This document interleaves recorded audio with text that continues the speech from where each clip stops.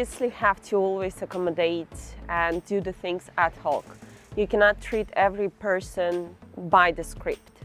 Every person is different. However, when it comes to making the decisions as a leader, I'm always data-driven, so looking at the data and also connecting deeply with my team, knowing their personalities, knowing their strengths and talents.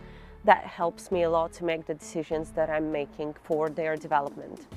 To me, it's important to always lead by example. I personally also worked on the business development, the customer support, the technical support teams.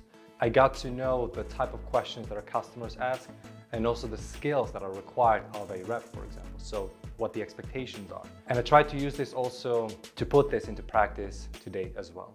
Of course, over the past years, our company evolved, our customers evolved, and requirements of knowledge and skills increased. Because of that, I can proudly say that I can rely on the managers that I work with who can give me more visibility into how the customer needs are evolving over time and to better understand how we can help them long-term in the future.